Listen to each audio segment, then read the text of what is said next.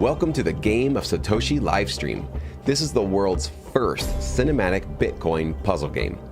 This is where you can decode Satoshi's enigma so you can learn, win, and master financial freedom one episode at a time. Every week, we take you inside the story of money's hidden history, the problems that Bitcoin solves, and the choices that will shape your future. Each episode on this channel delivers a clear lesson, an interactive puzzle, and a path for you to level up, whether you're a first-timer or a hardcore Bitcoiner. We're just about to start the live stream show where we'll offer real-time challenges, giveaways, interviews with Bitcoin experts, and answer your questions. So grab your coffee or drink of choice and lock in. Here we go.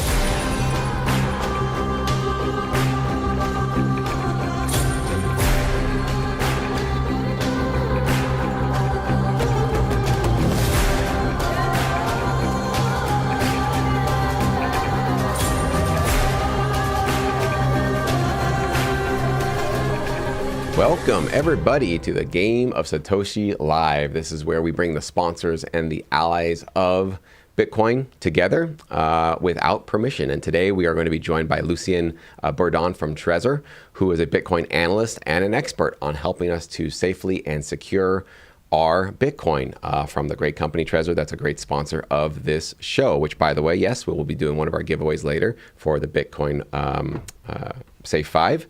And we also have a little bit of announcement before we bring Lucien on. I know that there was a little bit of confusion. We had an attack, actually, I think a DDoS attack actually on the players area. So many of you couldn't even log in this week and play. So sorry about that. Very unforeseen, but it's been resolved now.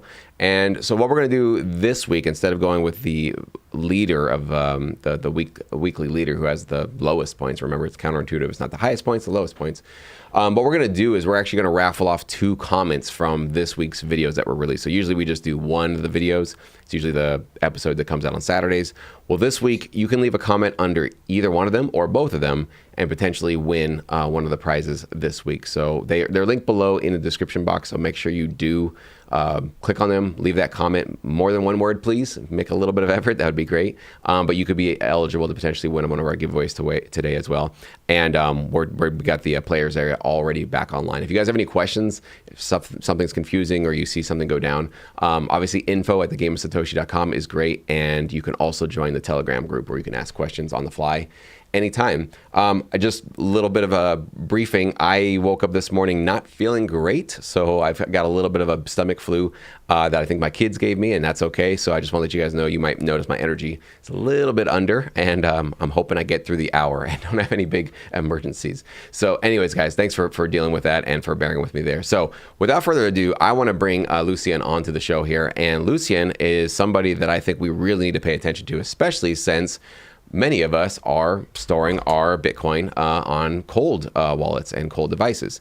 And so this is something that I have made many mistakes already. And today I hope to get a lot smarter about this and really learn how to, for sure, secure my Bitcoin so that I can sleep well at night, so that I don't have some panic moment in the middle of the night going, oh my gosh, I forgot about this. So I really think that these kind of conversations are really helpful for all of us that are trying to self-custody and obviously take control of our own futures and destinies. So welcome, Lucien, to the show. We're glad to have you here, man. Why don't you go ahead and start us off with your top of mind. What's one Bitcoin truth you wish everyone understood? Hey Jesse, well, thanks for having me. And a Bitcoin truth I wish everyone understood, that you need to trust the process, I suppose. I don't know. Bitcoin can be like a lot to take, right? And sometimes people don't know how to think about it because they realize maybe they don't know a lot about money or about all these things, and it can be intimidating, or just self-custody aspect, or just all of these practical things, or how to think about it in your life and how it would work for you. And so to just, I don't know, dip a toe somewhere and trust the process, you got to start somewhere. And so that would be sort of something I think, I don't know, everyone at one point could benefit from, and maybe that would lead people to Bitcoin a little bit faster. Especially today with that price action. We need to trust something. That's a little Yeah, for depressing. sure. All right. Let's go into your history with Bitcoin. How old were you? What year was it? When did you first discover Bitcoin? And what was it about this technology that just wrapped its arms around you? Or did it take a while before you actually really took it seriously? So actually, I was made aware of about Bitcoin in 2013, and I think it was the summer 2013, and because the price was about $80 when I first sort of properly heard about it, and I didn't really get it, and it wasn't really my priority back then, so I didn't circle back to it until 2020, um, because of uh, all of a sudden in 2020's climate, everything sort of came together, and Bitcoin wasn't just like curiosity anymore. It just made everything sort of work together in the areas of freedom, money. We saw that money printing and technology and personal sovereignty, and so it brought a lot of answers and a lot of context to what I was seeing, and I think like something that can empower someone, or uh, an escape hatch, or a way to basically do your own thing and reclaim some sovereignty. So that was, for me, that was the aspect, and so that was in 2020 that I had the proper deep dive into Bitcoin. Do you feel that you had a healthy skepticism of governments overall, and that maybe allowed you to see the value of Bitcoin? I'm wondering because it does seem to be the pattern I've noticed for a lot of people that get access to Bitcoin and then understand it fairly quickly. Is it's almost like they're primed to understand the problems it's going to solve because they've already been looking at the problems very deeply. Was that match you, or you weren't really paying attention to that kind of stuff? Yeah, for sure. I think you're more likely to get Bitcoin if you've got sort of that overlap between sort of curiosity and healthy skepticism, and maybe like being back then like a little bit savvy with computers or the internet. And yeah, I like looking things up and taking deep dives, and Bitcoin was the perfect thing for that. I had that curiosity, and yeah, and I'm someone who's going to want to find the answers and question anything. So yeah, I guess it was quite fitting. And why do you think Bitcoin is so hard to understand for people that usually I think the common perception is that it's sort of like a stock. It's kind of an investment. It's a thing. Nobody really knows what it is. It's magic internet money. But they see the price doing some wild things. And when it's going up, people want to buy it without even really understanding it. Why do you think it's such a really hard technology for a lot of people to wrap their heads around?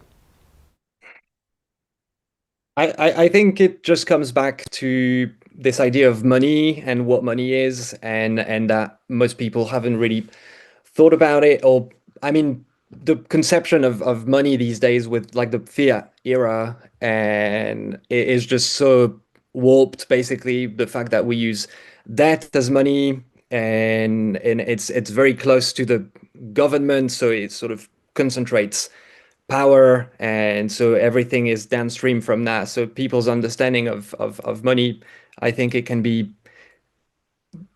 not poor, but linked to that sort of fiat worldview. And I think that, yeah, possibly humanity didn't have good understanding of money because of that for a while. So that certainly doesn't help to understand Bitcoin, I think. And I'm also curious, like, where do you see Bitcoin going in the next 5 to 10 years? Are you of the mind that it'll become mostly used by government central banks to kind of settle debts? Do you feel like it'll actually be a medium of exchange where you and I can just use it every day? Everybody can use it to buy their coffee everywhere. Do you have a prediction or an idea of where you see, or maybe where you'd like to see Bitcoin be in the immediate future?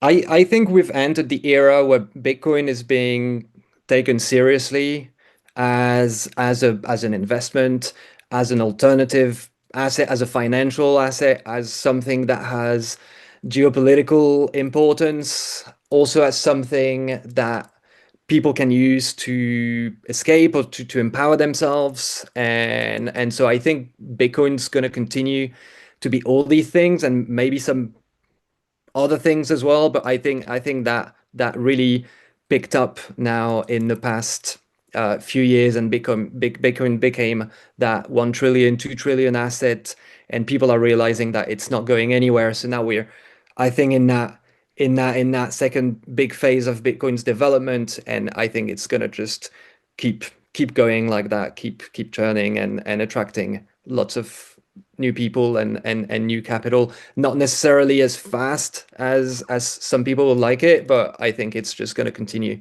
doing its thing.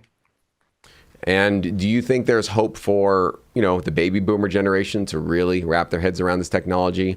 Do you feel that there are some generations that are just a little bit more prone to be able to be interested in it and adaptive to it? It's funny because my mom, actually, I told her about Bitcoin, and she's obviously a baby boomer, and she loves it, and she's all about it.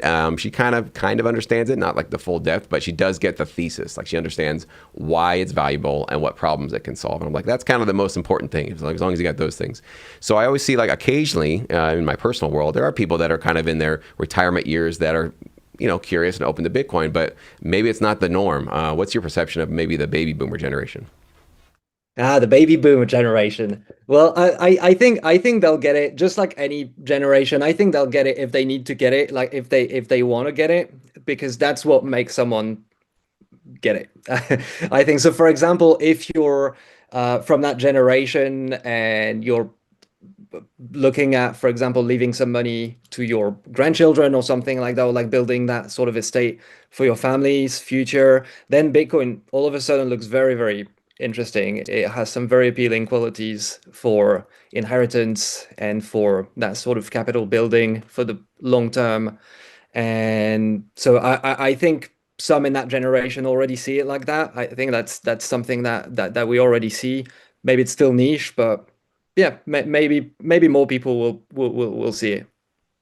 I hope so. And lastly, before we give one of our first giveaways today, I really want you to give us your take opinion, if you have one. What's going on with the price right now? Why, I was promised 150,000 by the end of the year, and I'm certainly not getting that. So I want to know, what do you think is happening in the grand scheme of things, or do you think it's just as simple as there's just more sellers than buyers right now? Something like that, right? I mean, Bitcoin always does its thing, and it likes to be pesky and do the opposite of what people want. But I will say that we all wanted Bitcoin to go over 100K and to something like 120, 130K. I think that's what like the milestone now, because it's not just going to stop at 100K and just go. So it had to go a little bit over 100K. So that's done. And I think there's a lot of old supply. There's some OGs that have been sitting on, balances of several thousands of Bitcoin. They've got net worth that you can't even look at. It doesn't even mean anything. So there's probably a lot of that supply that's finally being redistributed, that they're taking off the table now, and it's just being sold. And a lot of it got sold over 100K. I think the realized price of Bitcoin these days is something like 90K. So that means most coins have been traded, changed hands at an average price of 90K. So there's been a lot of distribution. I think it's fair enough from those really early adopters to just, that's the price I think a lot of people were waiting for a very, very long time, that 100K mark, and it's being redistributed. Unfortunately, a lot of it is, I mean, not necessarily unfortunately, but a lot of it is going to more centralized entities. So you've got, I mean, Michael Saylor has been buying the bulk of it, and ETFs as well, and some other treasury companies. So that, but it's still, individuals are still holding the bulk of the Bitcoin. And yeah, I think that's what the price has been doing. Basically, a little bit of profit taking over 100K, and now people maybe are wondering what's going on. And but I think it's healthy, and correcting is, it can be healthy. So yeah, I'm not too concerned. Very good. Yeah. And I wish I was less concerned. I feel like at least recently I've become much more concerned, and it is very stressful. So I'm trying to learn how to not get so tied into the data. And probably step one would be removing that damn app that shows me the price every 5 minutes. So, Well, so if you look at it this way, when it dips and it's below your average cost, then if you buy more, you're gonna lower your average cost. So that's good. And then if it's not over your below your average cost, then that means you're in the black, and so you're doing good either way, really. Yeah, I mean, I guess the way that I sort of soothe myself is always ask the question, all right, price is going down. Did the technology change? Was there a quantum hack? Was there something massive, that completely disrupted the entire ecosystem? And it's like, nope, nothing, literally nothing happened. So it's like, okay, so this is basically the noise, but the signal is the actual technology. It's like, has my conviction changed at all just because the number went down? No, it hasn't. It's just it's a short-term pain moment to kind of have to stomach and get through. So, well, good to hear that, man. It's really cool. I love your optimism. I think I'm going to try to work more on getting into that headspace. It's probably hard when you're a little bit sick. We're going to take a quick break. I want to give you guys a giveaway right now, and when we come back with Lucien, I want to ask him about his experience with specifically Trezor and the products that they're offering, and how to make sure that we're securing our Bitcoin in the smartest, most secure way. So we're going to go ahead and hop over here, show you guys. This is the Block Hunters board game. I've got myself a copy right here. Really cool, great sponsor of the show. And I believe let me see if I can get the code right. I think it's TGOS21, the game of Satoshi 21. If you go to the link below, you can actually get yourself a copy of this 21% off. So if you like it, if you'd like to try it out yourself, go for it. But we are going to give one of them away right now, and it's going to go for a top comment of the week. So if you guys are really active on this channel, you could potentially win these sort of prizes. And again, remember, this week we're not doing a leaderboard prize. We're going to be giving random comment winners away for the 2 episodes that were released on this channel.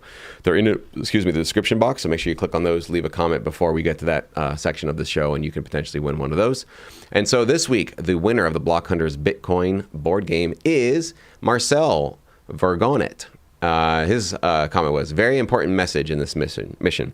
Once again, a great video. Next to this, it's always very important to teach your loved ones what to do after you are gone if you want to use your Bitcoin as generational wealth. And oh my gosh, am I so glad you left that comment, Marcel, because I'm literally going through that right now and wondering, I understand Bitcoin. I know how I'm storing it. I've got my keys. I've got all that kind of stuff. But do my heirs have that? Do my kids have that? Does my partner have that, right? And like, will they know even what to do when they open up some safe and it's like, well, what do we do with this, right? So that is such a great point, and it's something that I think a part of this game of Satoshi game is so wonderful, is that it's just helping me, clear up some of these little places of just like uncertainty or just lack of knowledge that I just didn't think about. And so thank you so much for your comment, and congrats to you. Make sure you reach out to the team, info@thegameofsatoshi.com, give them your mailing address, and they'll get that right back out to you. So Lucien, coming right back to you, man. I want you to basically tell me, how did you get involved with Trezor? Was this the first kind of Bitcoin hardware company you had been a part of, or have you been working with a variety of other companies before? What's your history with the company? Yeah, so Trezor is my first Bitcoin hardware wallet company for sure. I was so as I said, I entered the space in 2020, and I did some I was helping out at events. We've set up our own meetup back in the UK. We were in the UK at the time, and basically trying to get involved and doing things like that. And then Trezor, I entered Trezor as support and Trezor expert, which was still which wasn't launched at the time. And so that's where I started, basically helping people set up their first hardware wallet with Trezor expert. And so yeah, that was in back in 2023, a couple of years ago. And part of your job description is a Bitcoin analyst, correct? What exactly are you analyzing? What does an analyst do? So as an analyst for Trezor, I track Bitcoin, the ecosystem, also the rest of stable coins, macro. We get asked about crypto a lot as well. So I speak to journalists and do education and outreach on behalf of Trezor, and I basically keep on top of these things. So you're essentially kind of picking up and looking at where the entire ecosystem is going, the crypto ecosystem, Bitcoin at the center of it, but all the related kind of cryptocurrencies around it. Is that kind of what you're looking at, just to see where are the winds shifting, where is the adoption happening the most, where are maybe certain countries getting on board faster? Is that kind of it? Yeah, trying to basically have a top view of everything like that, and just being in touch with everything. So I guess I'd have to ask you then, how has 2025 been shaping up in terms of the macro, in terms of the overall for Bitcoin? What trends have you noticed? Have you noticed any big changes this year that weren't here last year? I think we've seen a continuation of trends. So we've seen, I mean, it's been, I think, a big year for Bitcoin. We've seen more and more adoption. At the same time, we're seeing retail not really being there, for example, in the same way that you saw in the previous cycle or the cycle before that, where it was very, very retail driven. And so this cycle has been more Bitcoin driven, but it's been more institution driven as well. And you can see that it's been Bitcoin driven if you look at the Bitcoin dominance chart, so for example. So that's basically the Bitcoin versus the rest of the altcoins, and how b big it is compared to the altcoins. So when Bitcoin dominance drops really low, that means it's old season, and that brings a lot of retail, because usually that's what sucks people in, right? Like crypto and big volatility and crazy things, and so that we haven't really seen any of that this cycle. It's been just Bitcoin doing its thing, and being, a bit boring, and then it's been narratives mainly around nation state adoption, as we've seen some stuff coming from some narratives basically coming from a lot of countries, and institutional adoption just keeping going with MicroStrategy, just going in fourth gear now with the Bitcoin buying, and a lot of companies trying to get on board with that narrative more or less successfully, I'd say, maybe. I noticed this year there were two big stories that I don't know if I feel like they were both kind of underreported, but maybe people here watching this show probably heard about them. One was that Chase Bank started accepting Bitcoin as collateral for major institutional borrowers, and Chase is the biggest bank in the United States. So that's like you're in the institution at that point, right? Like you're in the biggest bank, which is essentially, to me, it might as well be a government institution. It's way too big to fail. They're not going to let it fail. It's essentially doing a lot of the government's bidding for them. So it's essentially in there now. And then I saw that I think it was the Czech Republic, I think their central bank are experimenting with buying a little bit. I don't know if it was just like 1 million. It wasn't a lot, but it was like they went in there. You have any thoughts on those two stories in particular? Any insights? So yeah, so I'm not that familiar with Chase specifically, but I mean, now a lot of institutions and banks are, I mean, if they're not investing in Bitcoin directly, a lot of them, I mean, we've seen that they like to be exposed to byproducts of Bitcoin, ETFs, or yeah, some sort of custodial or sort of Bitcoin derivative. And so yeah, that's definitely in the trend. And the Czech Republic Bitcoin adoption story is interesting, because that started, I think, in March, or was it?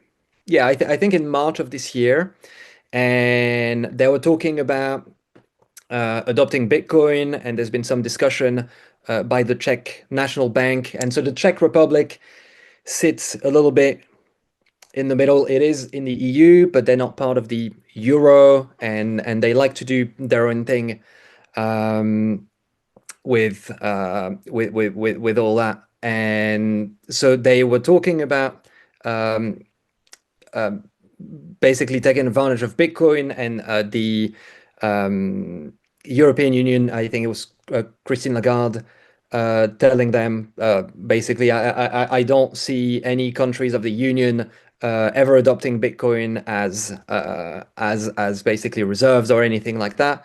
And so recently, I think it was last week, they're buying Bitcoin as basically an experiment. So they've designed a $1 million dollar sort of test portfolio to to see basically how it could work for them to have Bitcoin on their balance sheet, work with it, how it works to collateralize it. They're also buying a USD stable coin. I'm not sure which one that is, and they're doing some experiments with some bank tokenized deposits.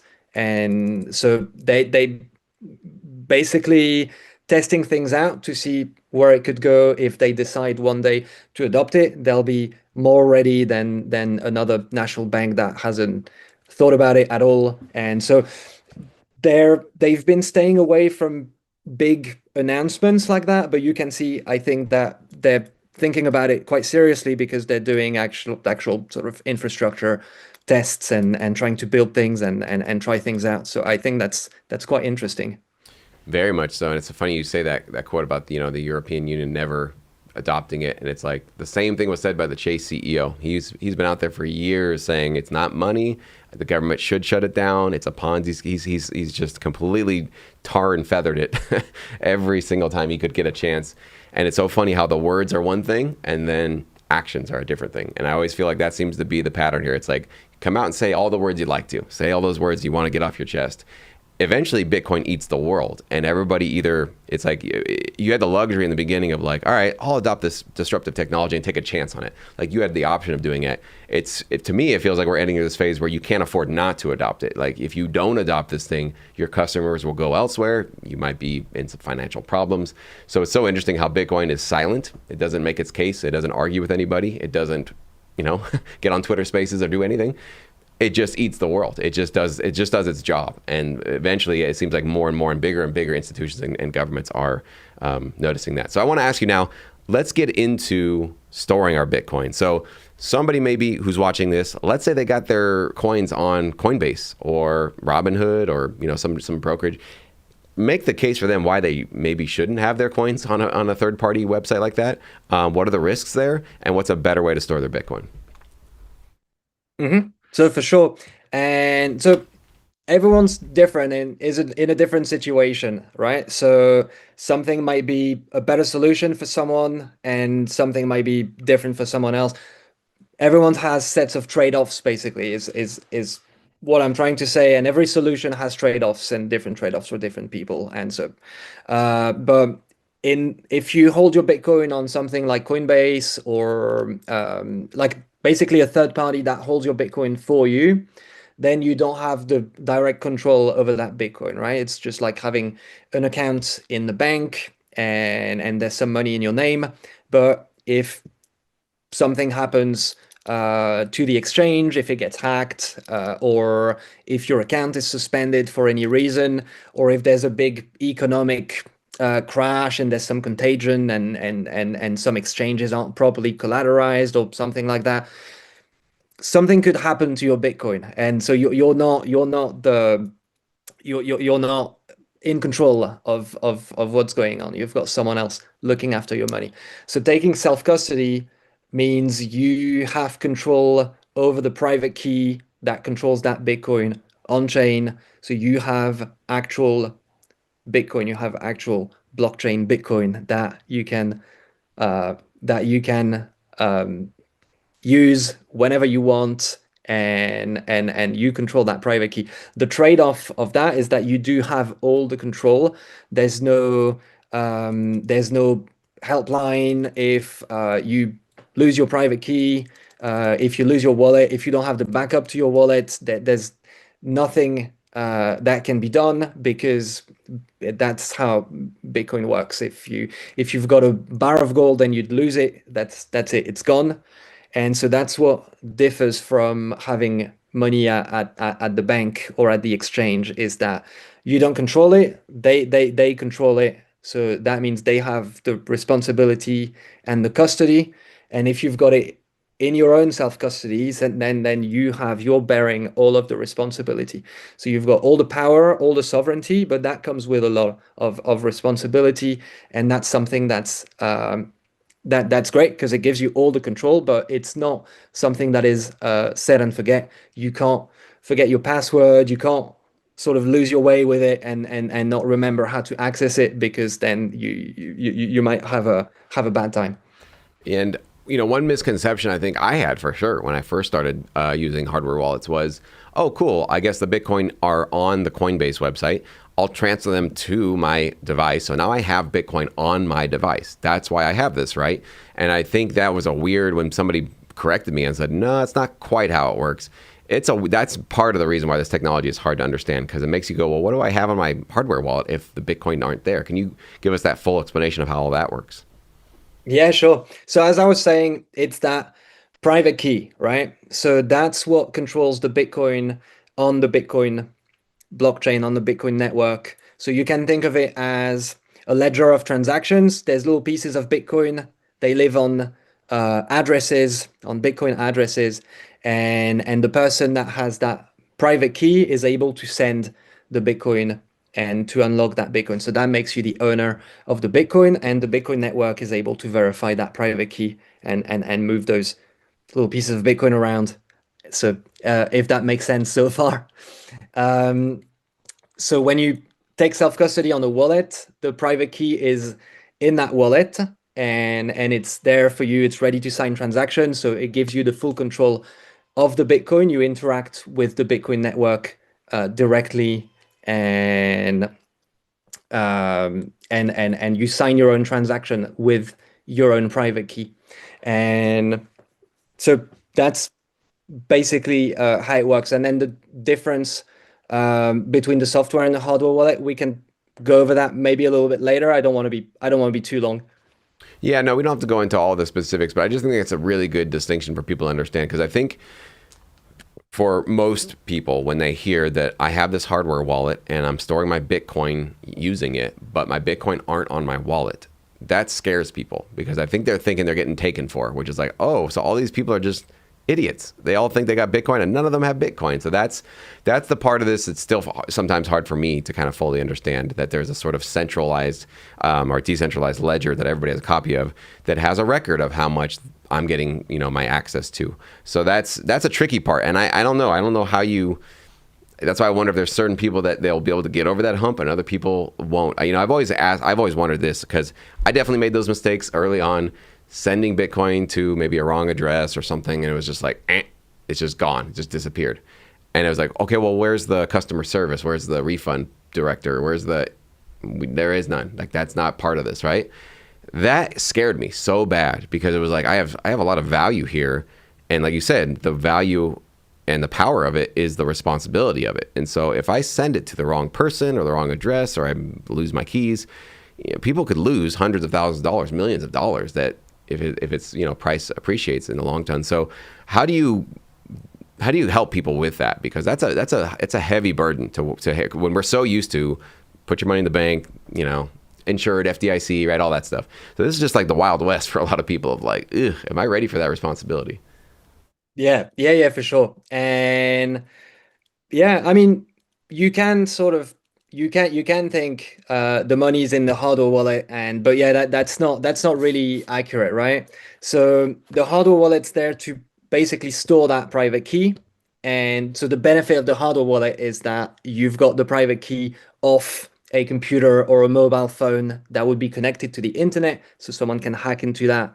And your private key is only as secure as your computer or your mobile phone. And so that's not ideal if you're holding a lot of money. So uh, you've got your private key living in your hardware wallet. It's been generated there.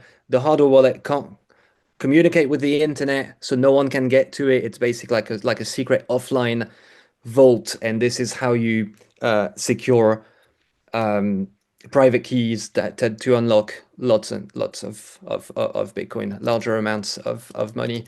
And yeah, so as you said, that Bitcoin lives on that network, right? And so it's just that ledger of transaction, and it says this address owns that Bitcoin, and everyone's got a copy of that ledger. Anyone that runs a node, a Bitcoin node, has a copy of that ledger. And it can be a bit confusing, but if you think about it, that's something else that makes it quite empowering, right? Because you've got that distributed system. Everyone has a copy, so it's not going anywhere. Everyone knows who has what, and all you have to do is to just hold that private key and keep it secret. And you know that your Bitcoin is there. There's thousands and thousands of copies of the Bitcoin network to attest that it's never going to go anywhere. It's never going to change. No one can pull the rug on you.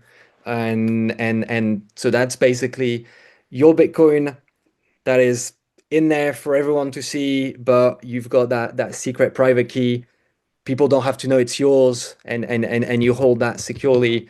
And so this is how you can think about it, I think. And also it helps to think about it like that. When you start thinking of the wallet backup, for example, the list of words, because then that explains why you can take those words and enter them in another wallet and it restores your whole wallet. And so it's because that's a copy of the private key, basically. So now if you enter that private key in another hardware wallet, then you can access the same wallet and it unlocks the same coin on that Bitcoin network. So that when you understand it like that, that empowers you to understand more, basically, and connect the dots between the wallet, the Bitcoin network, the backup, and what everything does.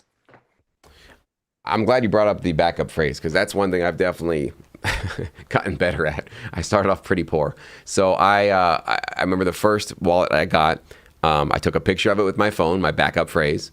So it's on my phone. I printed it out. I wanted to have a separate copy of it, but not in a secure place. It was just like in a folder in my house. And as I got a little bit more hip to things, I was like, oh, I'm really exposing myself to a lot of problems. So I basically got all my Bitcoin off of that device, moved it to a new one. And now what I'm doing, at first, I had the recovery phrase written down on a piece of paper, in a sort of waterproof and fireproof bag within a safe. So I was like, all right, that's pretty good. And then I heard about these, these metal, whatever they call it, where you can hammer, each letter into it. So I got one of those. So I feel like that's even the next level of like fire and waterproof built in, even inside of extra stuff. Am I going way too beyond with what I should be doing for security? Does that seem like a good idea? Like, what's your best practice for this stuff?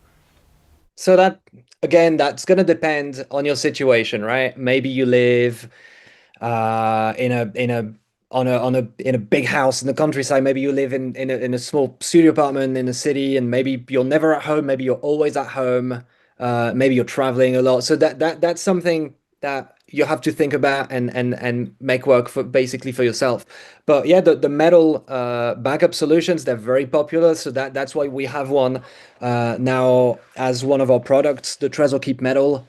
And so that's like a metal. It looks like a huge screw, basically, in a cylinder, and it's very, very sturdy. And it comes with a punching pen, so you can hit the words of your backup on that directly on the metal, and it etches it. And the idea is that if something happens at home, some water damage or something like that, the metal is more resistant than paper. For some people, I mean, if you've got $100 worth of Bitcoin on a wallet, maybe it's probably not worth it, but it's definitely something that you can integrate in your setup. That's something that you can use to level up. And so that's something that you can make work for you and integrate. And also at Trezor to improve backups, because that's really the critical point of someone's self-custody setup is the backup, basically. That list of word, that can be the single point of failure, basically. So if someone finds it, they can steal your Bitcoin, or if it gets destroyed, if you lose it, then if you don't have a copy, you're gonna have a bad time because no one can help you get it back. And so we've got a new standard as well for backups, which is based on a standard called SLIP 39. And that's something that we've developed at Trezor. And so that's a type of backup that you can split into multiple parts as well. So now if you're concerned that your backup might get destroyed at home, you can split that backup into three parts, and you can require two parts to actually re-access the wallet. So now if you destroy one of the three pieces and you still have the remaining two, you're good to go. So now you can keep one, for example, at home, the other one at the office, the other one somewhere else at a friend's. And so if something bad happens in one location, you still have the remaining two. And so that's another approach. and you can put some of these pieces on metal or all three of them, or you can do other types of setup. You can do 3 out of 5, you can do 5 out of 7. You can basically construct that any way you want, but it's very easy to do. There's no multi-sig. You don't need many wallets, yeah, and you don't need to be like a whiz and watch a lot of YouTube videos on how to self-custody Bitcoin. You can just make it work for yourself, and when you're ready to upgrade, you just go in your wallet interface and you can split your backup like that and do some social recovery. And so that's something else that can be very empowering and solve a lot of problems. Yeah, and I didn't know you guys offered that. That's really cool. Like, can you give us maybe a rundown of all the different products that you guys offer? I know obviously the wallets are there. I don't know if you can maybe give us a rundown of those wallets. What are the different options you guys offer? Yeah, for sure. So we had so the Trezor Model 1, that was the first hardware wallet actually. So Trezor came up with a concept for the hardware wallet. They started working on it in 2013, and the Model 1 was released in 2014. And so that was the idea, right? So you can't give people proper security if they're gonna have to do it on a laptop or a mobile. It's just not gonna happen. That was one of the problems, and the backup as well. That was another problem. You needed standardization for the backup, because if you ask people to make a backup of their wallet and save their private keys manually onto a USB stick and then encrypt that USB drive with a password, and it's just, I mean, it's never gonna happen, right? It's not never gonna reach the levels of adoption that you need. So that was a really um, great improvement for self-custody, is that with the Model 1, for the first time, you've got something that you can take out of the box. You can plug it into your computer. It generates private keys securely for your wallet away from the computer, so no one can get to it online. And then it generates also a backup for you. So that's the BIP39 backups, 12 or 24 words that most people know in the space that are compatible with virtually every wallet, hardware or software. And so that was also developed by Trezor back in the days. So that was a big change. Now you can just plug it in, get a backup, and you've got a safe environment to sign transactions, and you've got a safe backup. So you can still access your Bitcoin years later if something happens to the wallet. And after that, we had the Model T, and now we're in the next generation of Trezor wallets. So it's the Trezor Safe family. So you've got the Trezor Safe 3, which is a little device with two buttons and a little black and white screen. And then you've got the Safe 5, which is bigger, and it has a color touch screen. And yep, that's the one. And recently we launched the Trezor Safe 7, which is our new flagship.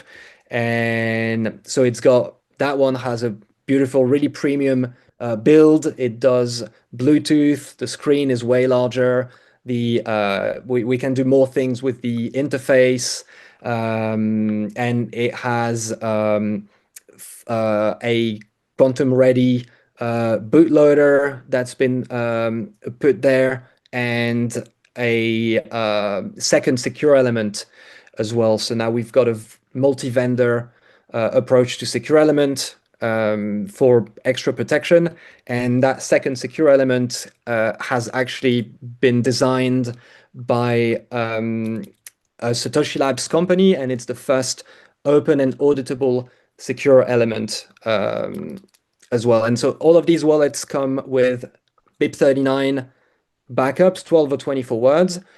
When you set it up by default, they come with slip39 20-word backups. So that's a backup that it works exactly the same as writing down your backup like you used to, but then you can go and you can upgrade that into a multi-share backup. So you don't have to move your funds out of the wallet when you want to split your backup like that. You can just take it from there, from the wallet that you've already created, and you can upgrade your backup like that.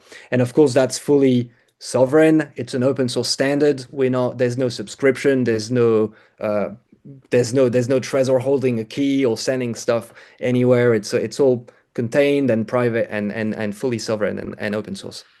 Yeah, that open source is the kicker for me. That's just a really, really great gives me peace of mind for sure that people can kick the code around and see what's going on under the hood. So thank you for that. It's awesome. If you guys want to check out those products, again, link below.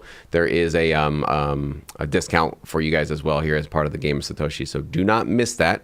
Make sure you do grab a wallet or anything that you need from Trezor. So we're going to finish up with a couple more giveaways here, guys, and then I'm going to come back for some of your questions with Lucien. So Lucien, if you can just stick around for a couple more minutes, we're almost there today. So first off, we're going to be auctioning off, as Lucien just talked to us and shared with us, the Trezor Safe 5 Bitcoin only edition. So again, we're not doing the leaderboard this week because we had a problem with the website. So we're going to randomly select a comment. So here we go. Here's the first winner. Oh boy, do I dare even try to Ola Dokalowa beat to Ende 8821. So congratulations, you won yourself the Trezor Safe Bitcoin only 5 wallet. So make sure you reach out to the team info@gameofsatoshi.com. Let them know that you did win, and they'll make sure they ship that out to you. Next up, as I said, we're not going to do the leaderboard. We're going to do the next giveaway for a comment for the video that came out on Tuesday. So you guys should have had a couple of minutes at this point to leave your comments. But this is going to be the Guardian mini miner that we're going to be auctioning off for this next giveaway. So let's go ahead and pick a winner from that second video. Here we go. Pierre Rialand, congratulations. And we really appreciate you guys just being a part of this community and leaving those comments and obviously helping to share and spread the word here. If you guys haven't subscribed, make sure you do. Leave a like on this video. It would really help that. Despite me having some low energy today, that would really help. And yeah, thank you guys for just being a part of this and for obviously contributing to this really great thing that we got going on here. So what I'm going to do right now is I'm going to go into our Slido. If you guys can see here, there is a link in the description box if you guys want to ask a question or upvote a question. But what I'll do is I'm going to bring Lucien back here. And I'm going to start asking you some of these questions from the audience. So first up, what's the one mistake beginners make when storing Bitcoin that could cost them everything? It's thinking it's set and forget, I think, or not.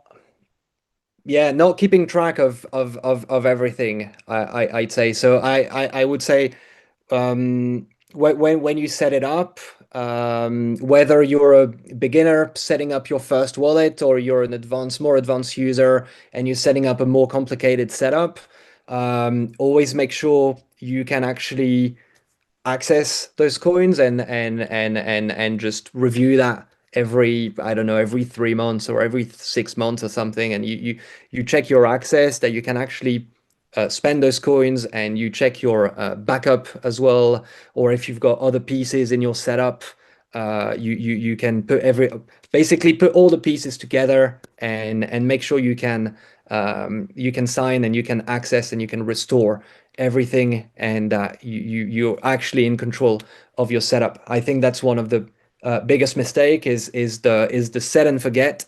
And then because when you come back 2 years later and you've forgotten everything, then you're gonna have a bad time. Great advice. If you could only give one piece of advice to somebody buying their first hardware wallet, what would it be? Don't overthink it. I think because you gotta get started somewhere, and so yeah, get something that's gonna work for you. Look into the options and get something that you like the look of. Definitely do some research, but without too much overthinking, I think, because there's so many options, and a lot of them are great. A lot of them are secure. So yeah, the best wallet at the end of the day is the one that you're going to be able to use confidently and that you like the look of, and you like the company, and you're going to get help downstream, and that, I think that's what's important. New one. Here's a hot take. Are hardware wallets overkill for small Bitcoin holders, or is it essential for everyone? Yeah, I mean, if you've got $50 of Bitcoin, I guess that's going to be overkill. I think that's going to be up to anyone, because for someone, I don't know, like 10 grand of Bitcoin is going to be small game, and it's not worth losing sleep about. And for some people, that's going to be twice their life savings, and so they would need a hardware wallet for that, because otherwise you wouldn't sleep at night. And for someone that might be loose change. So I think it's up to it's up to how you think about it, how significant it is for you. And but I think with all the hacks that we see on mobiles and on libraries and malicious extensions and all that, I mean, I definitely I'm I'm on the hardware wallets are just that it's just such a big security improvement that for me it's a no-brainer if it gets into the thousands of dollars. For me, I like it. I like it on the hardware wallet. Yeah, and also probably most people, even if they only had $50 in Bitcoin, are expecting that to grow quite a bit over the course of their lifetime. So it is, essentially an investment right now. That like, yeah, maybe you're spending more securing the Bitcoin than actually what the Bitcoin's worth, but that will probably change in the near future. So these things aren't static. So yeah, it's a really cool point. What's a self custody myth that even experienced Bitcoiners believe?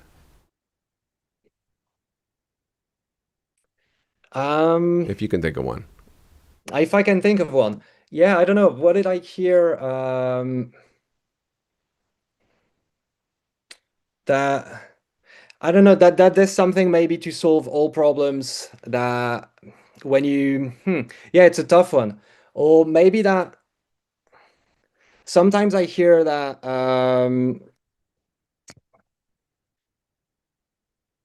yeah, I don't know. It's a tricky one because you have to speak for everyone Yeah, and no something worries. that I got advanced Bitcoins tend to believe. It's yeah, I don't know. Maybe we'll circle back to that one. Okay, I got a better one for you. What's the weirdest or most creative place someone has stored their seed phrase that you've heard of? Any fun stories you can think of? Oh, there were some Reddit threads on that. Yeah, I think some people were etching it on door hinges. You know those metallic door hinges, and then so they would just screw them off the wall and etch them, and then they would screw them back on and put the door back. And so, but then as it becomes more well known and a bit of a meme, then it wouldn't be that it wouldn't be that secret anymore because it just if everyone thinks it's a really good idea, yeah. There's the metal plate buried in the garden. That's always something that that sort of surprises me when people do that. I think can be quite funny, but yeah. Otherwise, yeah, I don't know. Don't I would say maybe don't get too creative because it's really easy, like months later or years later, if you don't think about it every day. So for example, if you put it like in a book or something like that, Right. that would be like, amongst like a lot of books and you didn't write it down or you're gonna forget where you wrote it down and then it's right there and you're off searching your entire, you're gonna wonder if you've gotten rid of that book by mistake or something like that. I would say I wouldn't want to be too creative either. You have to remember where it is. So that goes back to testing your access Appreciate it. periodically. Great. Question from Martin. Do you plan to store multiple seeds on one device? So there's some wallets that do that. I think it's an interesting approach, but I don't think there's any plans from Trezor to start doing that because I think we want to be there um, for beginners, and I think that's going to be a little bit confusing. And so I think that's would be the reason where there's not that I haven't heard of any plans from Trezor to do that in the near future. Good to know. And this will be our last one today. What's the biggest security threat to Bitcoin holders in 2025 that most people are ignoring? Anything comes to the top of your head? Yeah, I mean the two biggest threats that actually happen in real life at a big scale, right? Because you think it's going to be, the famous $5 wrench attack. That's something everyone thinks about, or some side channel attack from your USB cable of your and those basically never well those sort of technical failures, they don't happen from hardware wallets. And then those um, sort of extreme life scenarios, they happen less than people actually think about. What does happen on a large scale is two things. The first one is phishing. So that's someone sending you a piece of email, and it's like, well, your Bitcoin wallet, your Trezor wallet or whatever needs an update, and then it takes you to a website and it looks just like, for example, Trezor, and it asks you to input your recovery words in there. And so that's obviously it's a trap, and but quite a few people can fall for that because not everyone connects the dots, especially if the language is threatening. There's urgency to it. You need to update your wallet or you're going to lose your Bitcoin or something. And then they're in an environment that they think they trust because they see the wallet logo and it looks good. So the dots aren't really connected. And so a lot of people can fall for that. So that should be a red flag. You never type the words anywhere. If you use a hardware wallet, those words just go on the wallet, they just go on paper, and they shouldn't go on the phone or on the computer keyboard, and that's just it. And so that's the first threat, the first thing that happens a lot at scale. And the second one is messing up your own backup, basically. So if you haven't checked, double checked that it's written correctly. So in Trezor, you can do check backup, um, and you can actually verify your words directly on the device, and it will tell you if they're the correct words for your wallet. And yeah, or just doing it basically to yourself. You want to be more secure, so you're afraid someone's going to find your wallet, so you cut your seed phrase, you cut your backup in two pieces, or you scramble the order of the words or something fancy like that, or adding an optional passphrase as well and not writing it down, and you've thought of something a bit clever at the time, but then you can't remember it a month or six months later. And so that's something else that we can see. That's the two big ones, definitely. It's phishing, and it's not having the right backup or doing something to your backup that basically locks you out. This is also why we introduced Slip 39 and the multi-share backups, because now if you're worried about something happening to your backup, you don't have to do anything fancy like that, anything custom to it. You can just go into a multi-share setup, and that's I think way more secure. Great, man. So many great points to take away. Lots that I've learned for sure. And I really appreciate you taking the time to get us a little bit smarter about, a lot smarter about Bitcoin and securing and storing our Bitcoin. So thank you so much, Lucien.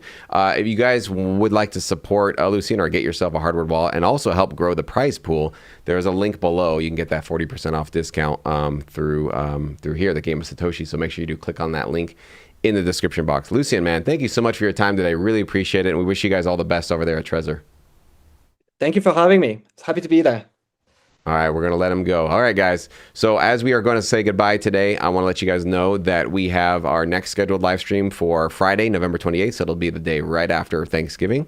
For those of us here in the United States, I don't know if everybody's all celebrating Thanksgiving, but for us, it'll be a great Friday morning. Hopefully I'm over whatever I'm feeling today, and I'll be in a much better, more energetic mood then. So thank you guys for, again, dealing with me there. If you guys need to get a hold of us or the team for anything, info@thegameofsatoshi.com is the way to do that. And then if you guys want to join the movement and you want to be a part of this in a deeper way, follow us on other accounts, maybe be a part of our Telegram group. All those links are below. You can definitely click on those. And of course, if you're feeling very, very generous, well, I had the geyser fund up here. There it is.